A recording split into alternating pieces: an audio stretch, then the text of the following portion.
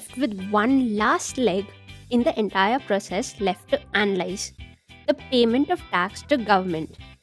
We know that the taxpayer is not collecting any tax from its customers. Then what will he pay?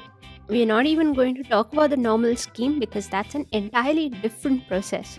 Under the composition scheme, the taxpayer will pay tax to the government at a prescribed percentage of turnover in a state.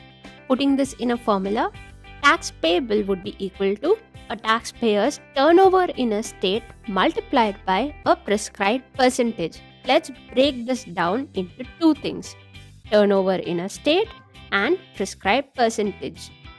Let's first check the turnover in a state. It's nothing but taxable supply of goods or services plus exempted plus exported plus interstate minus taxes minus inward supplies. Does this look familiar to you? Of course, it is the same as aggregate turnover with a slight difference. Remember, aggregate turnover was all supplies of goods and services of a person having same PAN and excludes taxes and the value of inward supplies. The only difference between aggregate turnover and turnover in a state is that instead of the taxpayer and having a single PAN, all of his supplies under a single PAN, it would be replaced by the state. That is, goods and services should be supplied within the state or from the state. So turnover in a state, put simply, would be all supplies of goods and or services of a person within or from a state and excludes taxes and the value of inward supplies.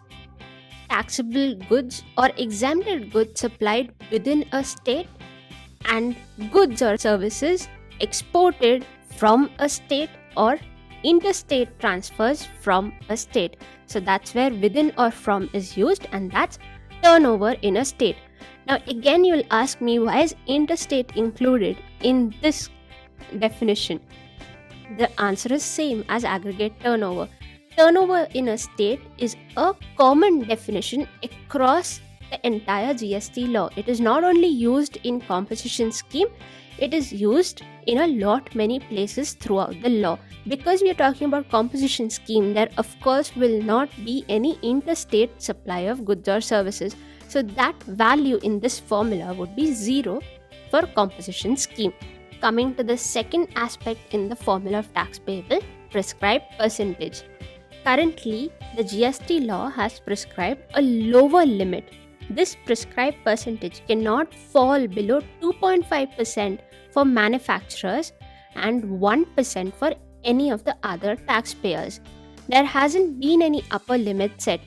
It is estimated that in general it will always remain below 5% and only in rare occasions can it go beyond 5. This setting of range allows government to apply canon of elasticity into the tax structure.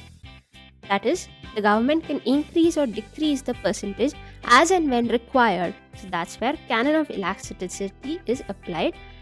And so, because this is the calculation of tax, all you need is your turnover in a state, which is very easy, all your sales, and you have to multiply with a prescribed percentage which government lays out. The calculation of taxes is absolutely simple, and this is another big advantage if you opt for the composition scheme. If you divorce and not opt for the composition scheme, the tax calculations are quite complex because of input tax credit. So we've analyzed the major advantages and disadvantages of both the schemes. Simple tax invoice, no collection of taxes, no input tax credit, simple return, simple books of accounts, no need to hire experts or auditors, and simple tax collections. This is the case for opting into the composition scheme. With that, we've analyzed all the 4 stages in the tax compliance process. So you're not allowed to collect tax from your customers, you're not allowed to claim input tax credit on your purchases, but you have to pay tax to the government on the prescribed rate of your turnover. How is that really good? Because it will help you, it might help you to save up on your expenses of maintaining a tax team of hiring experts, of hiring auditor, of maintaining elaborate books of accounts, and of filing complicated returns or issuing a tax invoice. Would your savings on all these processes be more than what you have to pay to the government in form of tax? Remember, it will now be your tax expense because you're not collecting anything. So, savings more than tax expense or tax expense more than savings? That's what you have to decide.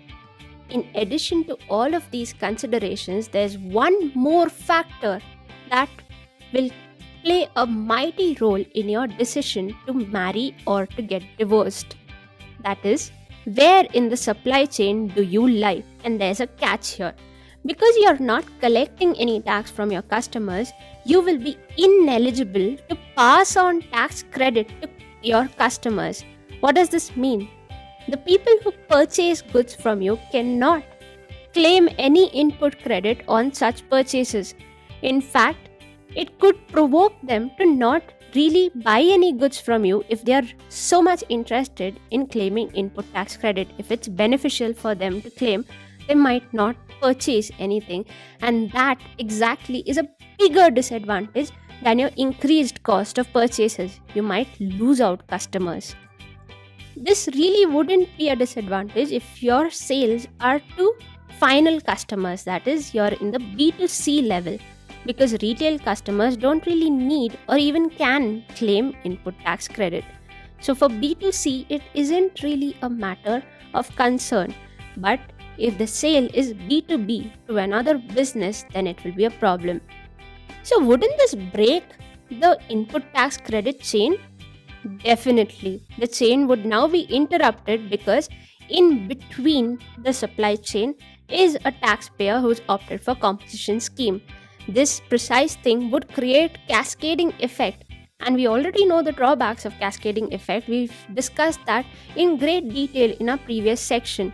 This means that the cost of products would increase overall, and this is probably the reason why interstate supply is kept out of the ambit of composition scheme. But again, the government has applied materiality concept in this scheme.